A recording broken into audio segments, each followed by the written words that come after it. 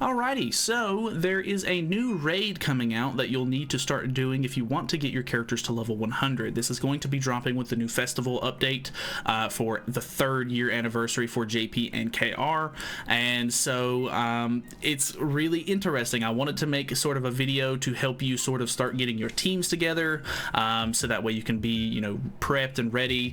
There are 2 different sorts of roles that you're going to have to play, just kind of like the same thing with Belmont whenever it came out. The newer raids seem to be a little bit more strategy driven. You're not going to be able to just absolutely brute force it and just hope that you win kind of thing. So yeah, you're going to need a little bit of, you know, cooperation with your teammate, and that means that you're going to have one person playing sort of like the aggressive role where you have more of a, you know, a damage setup, and the other person is going to be running more of a supporty role. It's not like full support like Belmoth would be, where you're, you know, switching out.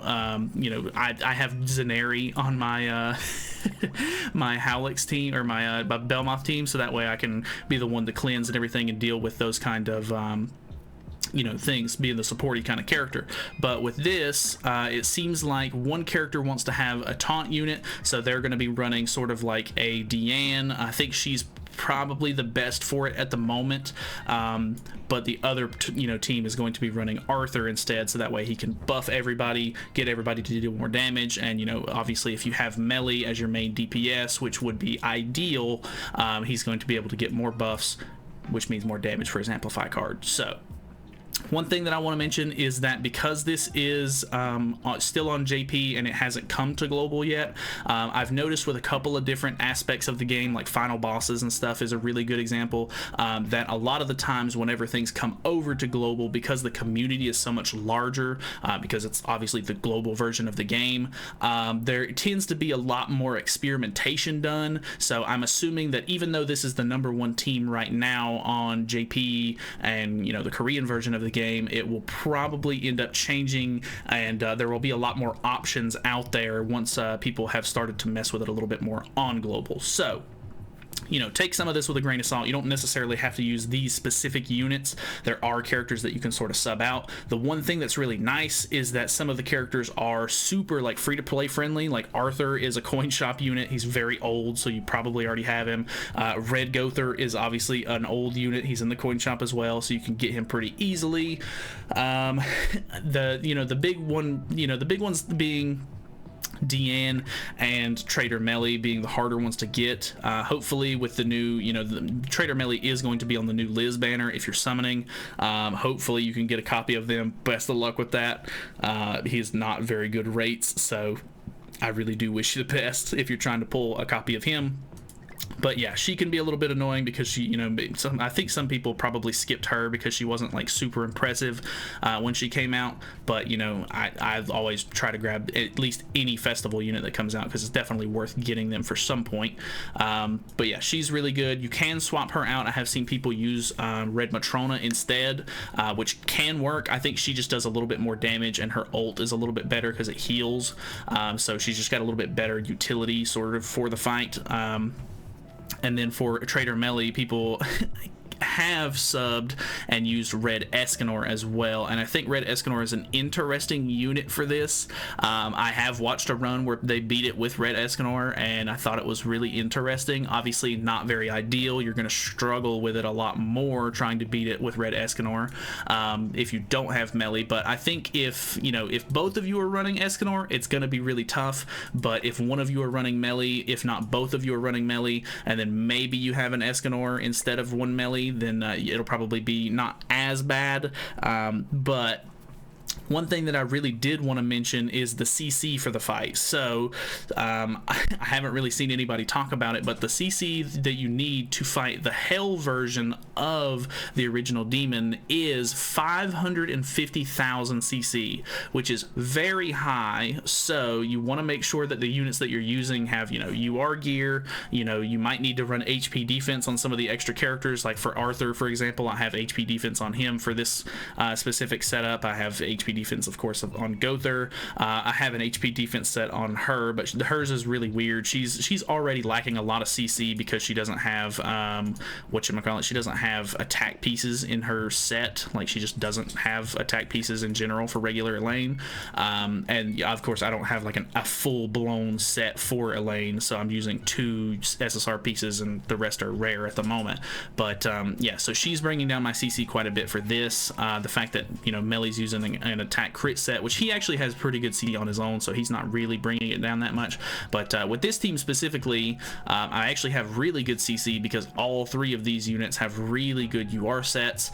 You may want to try to work on some of your gear and stuff. If you can't get to a certain point to where you're pairing up with other people and you don't meet the CC requirement, you maybe need to just run, you know, hard or extreme or whatever until you can get your gear up, because it seems like you're gonna have to have a really strong setup to go into this going first. You know, you need to cooperate with your teammates and stuff like that. So if you need to, I am going to be trying to make a guide as soon as it actually drops on global. We'll probably do, you know, summons and stuff like that beforehand, but I'll try to do a video on it the day of it coming out, to try to explain how it works a little bit more and go over the mechanics and stuff like that of the fight. But yeah, that is the one big thing. CC, you know, if both of you have 300,000 CC, then you're going to be good to go. You're going to reach, you know, 600,000 at that point.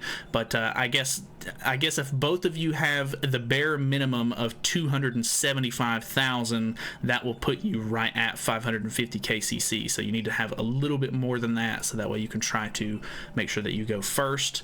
From my understanding, the fight itself is pretty interesting. Obviously, I've not been able to do it. I've seen people, you know, mess with it and everything on JP, but the only mechanics that I sort of kind of know is I think the first phase is kind of sort of just regular sort of build up. You want to make sure that you can try to get, you know, go through rank ups and everything. I'm not really sure if there's any sort of big mechanics to phase 1. Phase 2, I know that you're supposed to try to use, I think people are trying to use a level 3 DN attack card at the very beginning of phase 2, because I think you need to use a ranged card to hit a certain damage cap to get rid of his invincibility buff. If I'm not mistaken, I think that's how that works. And then also on phase 2, if you get him down to 10% HP without him dying, he gains another buff, which I think makes it to where he gains a lot of HP back when he attacks. So I mean, I guess it would be lifesteal, but I'm not exactly sure if that's specifically what it's doing. I don't know. If you're a JP player or you play on, you know, JP or KR and you've messed with the boss a little bit, feel free to let me know if you have any sort of insight on that thing. But because none of it's translated, I don't really have any interest in trying to hop on there and, you know, look at text I can't read anyway, or try to Google translate it or anything like that. I'd just rather wait for it to come out on global, so that way I can just read it as it's, you know, coming out.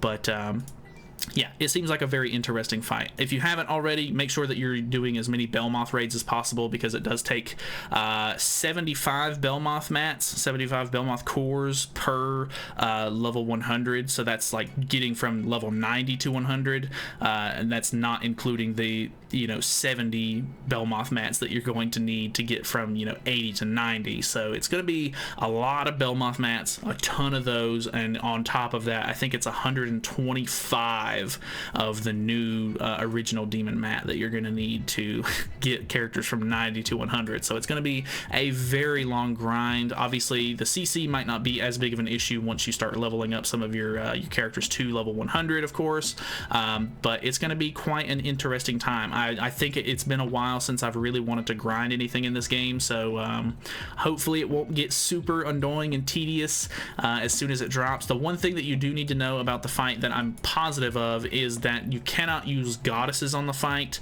I'm pretty sure he has like 100% damage, like negation to goddesses or something like that, something ridiculous. So you don't need to use goddesses on the fight. I think somebody was saying that you can use Festival Merlin because of her Power Strike card. It deals like a ton of damage or something, so you can actually use that to beat, I think, some of the lower difficulties, which is definitely interesting to know, especially with her being one of the options on the new banner that you can spend a little bit of gems on, but you get free multis on or whatever that came out for the pre-anniversary. So if you want to go for an extra copy of her, if you don't have her or whatever the case may be, you definitely have that as an option if you have the extra gems. But yeah, that's pretty much it from me. If you have any insight on the fight or anything that I didn't cover or anything that you think people should be doing, definitely feel free to let me know. Other than that, I don't really have anything else to go over. So thank you so much for watching. Hopefully you guys enjoyed the video. Feel free to subscribe if you have not already. And yeah, I'm looking forward to this anniversary. See you then.